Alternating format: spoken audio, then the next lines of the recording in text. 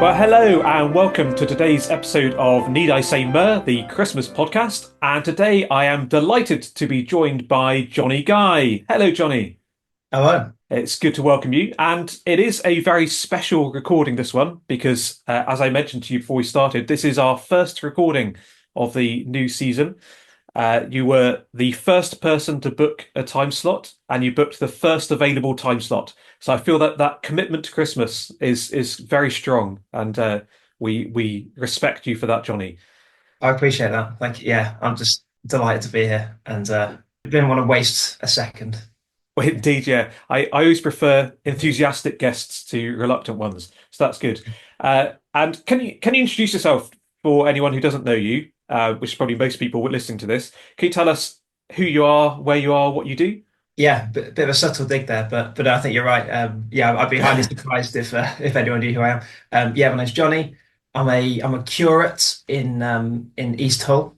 So in case you don't know what that is, I'm ordained in the Church of England, and yeah, the curate's a sort of funny mix of a kind of associate minister, but I'm still training as well. So I'm kind of ordained as a presbyter slash priest, but still training. So yeah, I'm doing that in East Hull with my wife Susie, and we've got two kids as well. Yeah, been here for about 2.5 years. Really like it around here. Not from here originally. I'm originally from the West Midlands, but really like being in Hull. Yeah, well, that's good. And I appreciated, as a non-conformist, I appreciate your explanation of what a curate is, because yeah, we have no idea.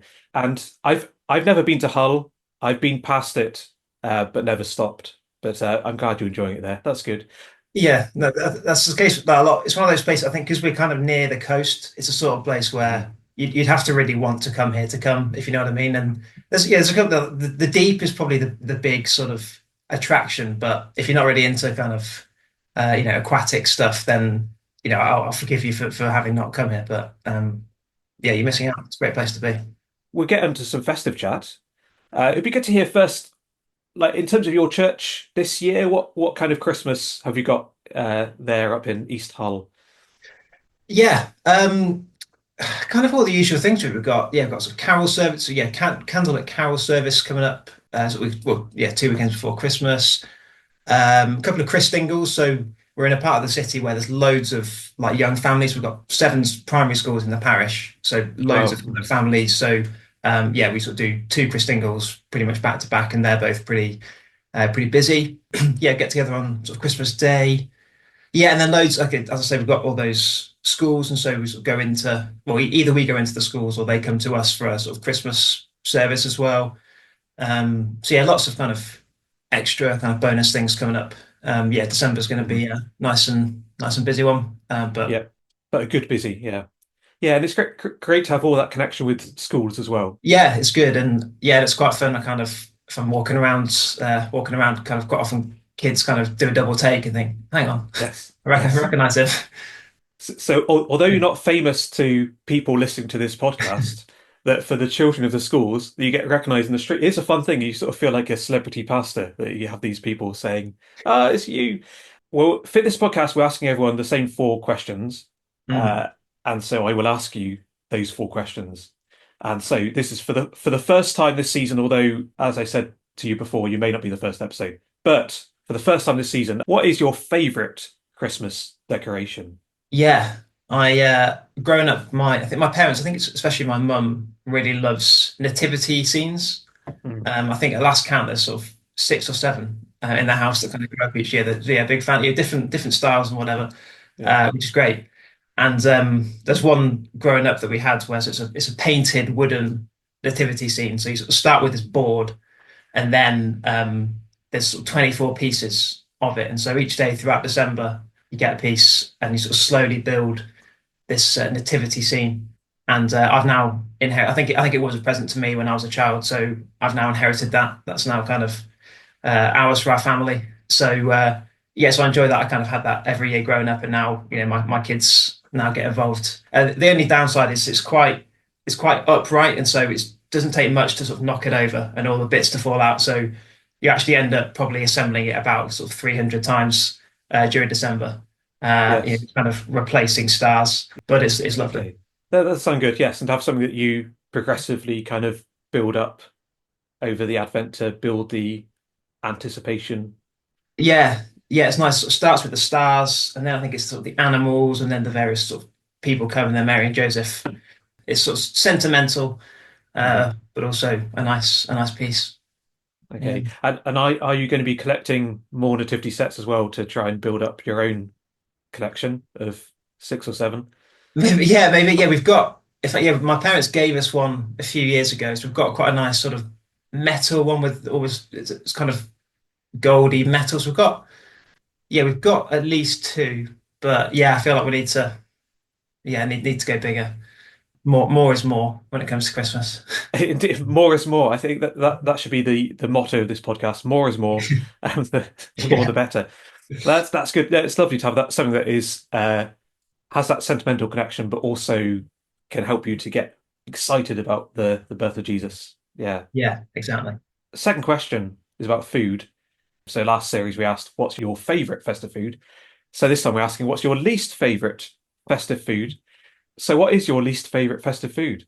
Yeah, yeah, tricky one because I think probably like most people, one of the things I love most about Christmas is the food. It's kind of Mm. yeah, there's so much lovely food. I did have to wrap my brains a bit, but I've come up with one, and it's cold mince pies. Okay. Yeah, specific because Mm. a warm mince pie is delightful, just kind of gently warmed by the oven. The pastry and the flavor just sort of really comes out of itself. But I think a cold mince pie is just quite disappointing.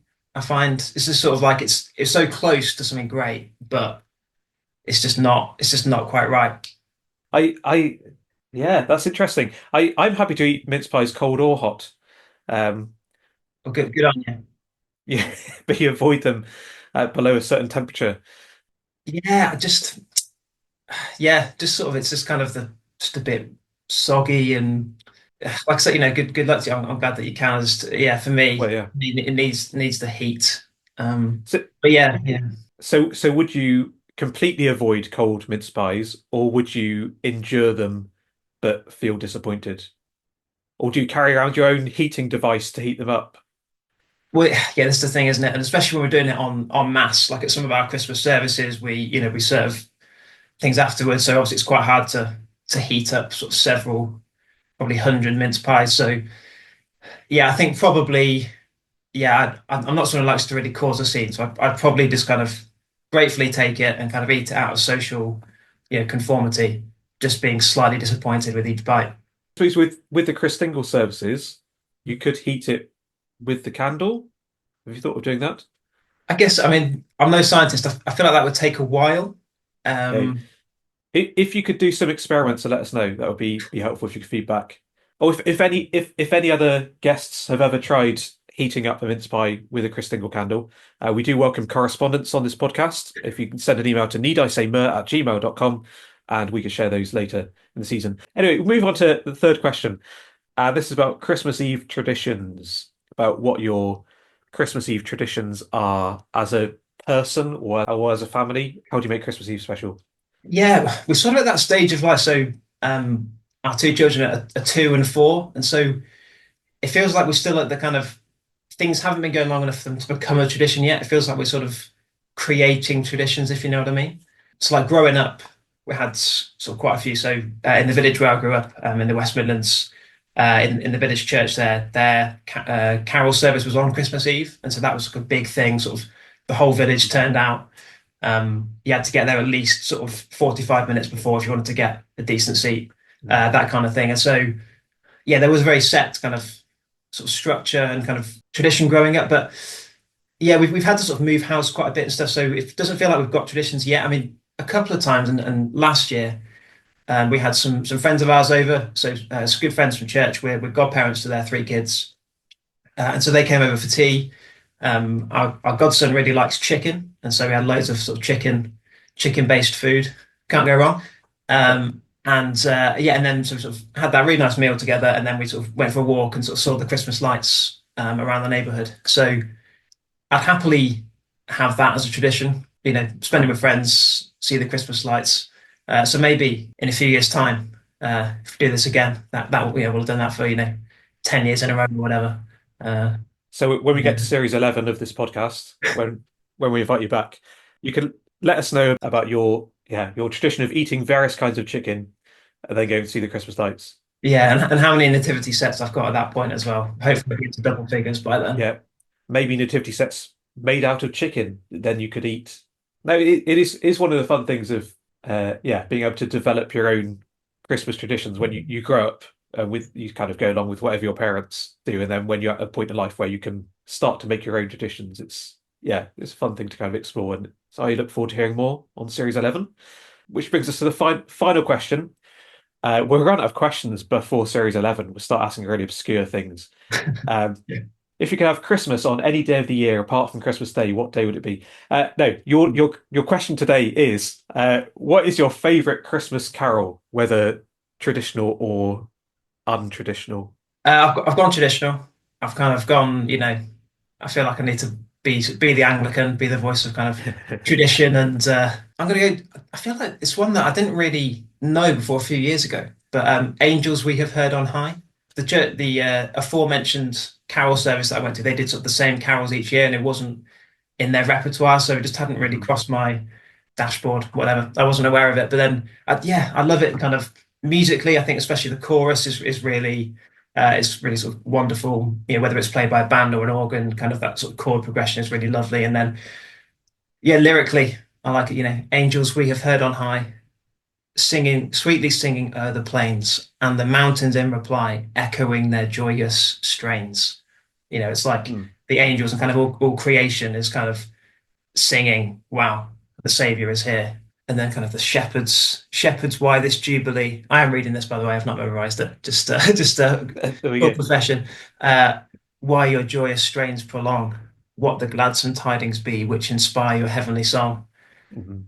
Again, kind of, lyrically, it kind of flows really nicely, and then that's just a lovely sentiment. Asking the shepherds, "Why are you so happy? Why are you so, why are you celebrating?" I guess our hope and prayer is that that's what people ask us, isn't it? Why Mhm. are you so Yeah. happy? Why do you not just kind of Mhm. love Christmas because of Santa, but why are you so kind of happy and joyous? Why are you celebrating? Yeah. Because God has come. Yes. Our hope with carol service, isn't it, where people come and sing familiar carols or less familiar carols or whatever. Actually, then ask that question of why is it that this group of people were so excited about this day, and it's not just the warm mince pies or the nativity sets, but the actual first nativity, and it's a good carol to capture that kind of joy. Anyway, there we go. There's a good choice. Yeah, Thank you. excellent. Yeah, it is a good way of remembering that joy of Christmas that we then want to share with other people, and we hope that people will ask us why do you have this joy this Christmas? Thank you for joining us, Johnny. It's been good to chat, and we hope you have a very Merry Christmas. Thanks very much. Merry Christmas to all. Ho, ho, ho. Merry Christmas.